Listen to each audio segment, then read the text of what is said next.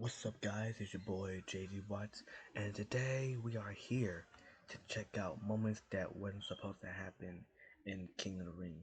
So if you guys want to watch the original video, the only comment down below is by WrestleMania. Make sure you go check them. God dang it, Kiki! Good job. I made the S and the 2. Oh, you doing the YouTube thing? Yes. My bad. I'm sorry. Kiki, you're being a joke, please.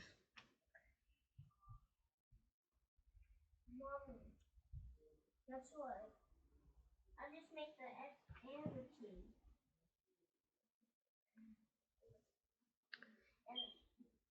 2. Anyways, like I was saying, it's by WrestleMania. Make sure you check the mouse and over there. Let go.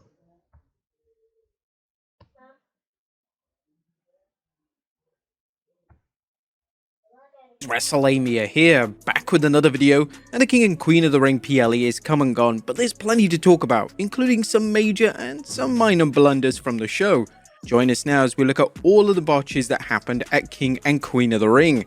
Be sure to subscribe and hit that notification bell for daily wrestling videos, and follow us on Facebook for exclusive lists. Also check out our new videos on WrestleMania XL.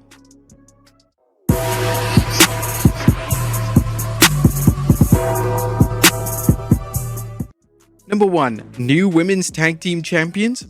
Now, some wild things have happened to the various wrestlers who have held the WWE Women's Tag Team Championship, so much so that some fans and wrestlers have speculated that the championship is cursed.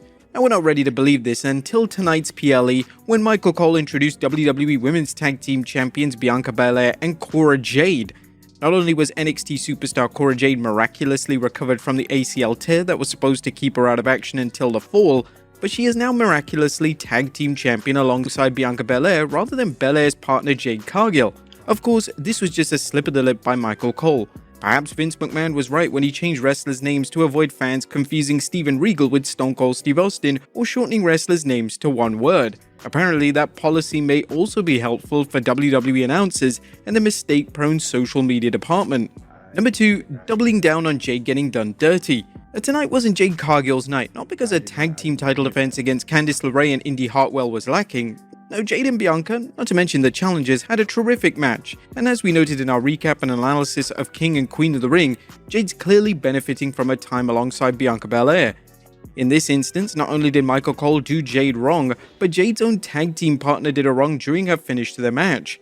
If you haven't watched the show yet, Bianca and Jade set Candice LeRae up for their finisher, which features Bianca DDTing their opponent, followed by Jade hitting a German suplex on a hapless foe. This went smoothly until Jade went for a kip-up after hitting the suplex. While the kip-up is for mere aesthetics, it looks cool and is a reminder of Jade's incredible athleticism. Regrettably, Bianca bumped into Jade during her apparent haste to cover Candice, knocking Jade down. Given their close proximity to each other, this seemed like a kind of accident that sometimes happens. However, given some fans believe that Bianca and Jade's team will eventually break up, some fans are already guessing that this could be the beginning of their breakup. Given how long Triple H likes to let storylines simmer, a split could be months away.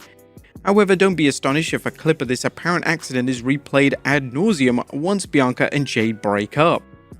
Gunther's non-finish. Tonight's King of the Ring final between Randy Orton and I was actually disappointed with the ending of it.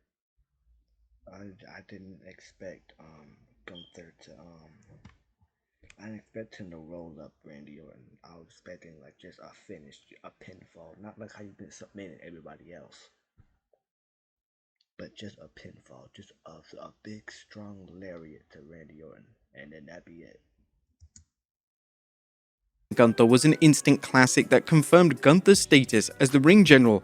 Gunther's ring IQ was evident throughout the match as he wore down Randy Orton, targeting the Viper's well-known history of back problems and then targeting a kayfabe knee injury Orton suffered during the bout. However, Gunther's victory was less than convincing once replays began airing online. The ring general and also his shoulder was up.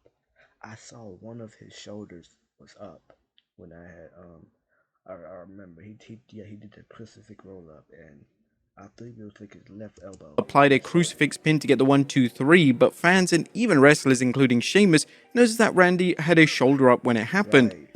Whether you want to blame Randy for not keeping his shoulder down, a weak argument in our opinion, or the referee who was looking directly at Orton's shoulders as he made the count, this was a bit of a big mistake. Or was it? Pro wrestling has a long history of wrestlers being pinned when the pinfall should have been broken up. Whether it's wrestlers raising a shoulder at the last minute, a wrestler placing a leg on the rope, or an opponent gaining an illegal advantage such as a handful of tights or legs up on the ring ropes, not every pin is valid. Nonetheless, matches have been won and even titles with a cloud of doubt hanging over everything. It's possible and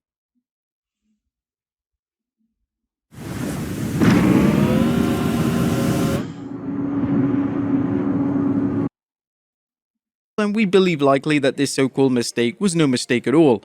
Instead, it gives Randy Orton an all-out for losing, in addition to him banging up his knee during the match, and creates an opportunity for Gunther to show whether he's willing to take a tainted victory in order to keep his crown, along with the world title match at SummerSlam that comes with it. The WWE has already addressed the situation, as following tonight's show, Triple H discussed the obvious mistake and stated, "Coming back here and seeing it back, I saw exactly what you saw. I saw what everybody saw. I saw what everybody is talking about. Didn't really even seem controversial to me, just seemed like Randy Orton's shoulder wasn't down. But I'm gonna say this, the referee's decision is final. Gunther is your king of the ring." Whether this was a mistake or something intentional is up for debate. However, this doesn't mean that WWE will book a rematch now that the faulty 3 count has come to light. First, it sets up Gunther as a heel who talks about how dominant he is, but who isn't about to give up a win over a bad break for Randy Orton. Perhaps more important, having Randy Orton lose the match due to a bad call could set up a heel turn. While it might seem as if we're reading too much into things, fans have come to expect to pay close attention to every detail on WWE TV, whether it's a QR code, people talking in the background, or comments from the announcers. Here the announcers discuss how important a win was for Gunther and Randy Orton, given how the winner gets a world title match at SummerSlam. The announcers brought up how Randy Orton's career is winding down and that world title opportunities are becoming infrequent, especially if Orton wants to tie John Cena's record of 16 times as world champion. Orton losing the tournament due to a referee mistake isn't likely to lead to him punk kicking people again, but it could lead to him on the road to realizing his career is closing in. The announcers even mentioned AJ Styles' struggle for a world title, re-emphasizing just how difficult they are to get. Whatever the reason, an accident or means of building a controversy, we may never know if the WWE went into damage control mode, whether they're capitalizing on an actual goof, or whether this is part of an intricate storyline that will play out over the next few months or even longer. Nia Jax's bonsai drop. Now, Nia Jax took a literal page out of Yokozuna's playbook, as she delivered a bonsai drop that even he would have been proud of. Now, is Lyra even alive after that one? We hope so, and we hope that she's all intact, because that bonsai drop looked absolutely brutal. Now, even Yokozuna has done this before. He's supposed to ease down on his opponent, but comes crashing down instead. The same seems to have happened to Nia, where she failed to grab a good grip of the top rope as she came down. That thing looked absolutely lethal, and it would have been a miracle if Lyra would have got up from that 3 count. And Liv Morgan's chair klutziness. Now, Liv Morgan had a huge win tonight after she defeated Becky Lynch for the Women's World Championship. Whether the Liv Morgan Revenge Tour is complete, as some WWE Universe members feel it now, as Liv now has the women's title, while others feel she'll still have to replace Rhea Ripley in the Judgment Day and make it official that she and Daddy Dom are a couple. While that's a story for another day, Morgan's win didn't go off without a hitch as she bungled her way through a key spot in the win. Later in the match, Dominic Mysterio threw a chair into the ring towards Becky Lynch, presumably so the man could belt Morgan with it and indirectly get some payback for Morgan injuring Rhea Ripley. However, the move backfired as Becky hesitated, likely not wanting to use a chair. Whatever Lynch's thoughts, Morgan capitalized while Mysterio distracted the referee, allowing Liv to DDT Becky on the chair. And now that Lynch was seeing stars, Morgan had to get rid of the evidence. And she tried to toss the chair out of the ring, but it got stuck on the bottom rope. Morgan still had to hit a finisher on Becky, so she did her best to slide the chair out, and unfortunately, her best wasn't enough as the chair remained in the ring. To Liv's credit, she did land her finisher smoothly on Becky Lynch and counted the lights like a champ.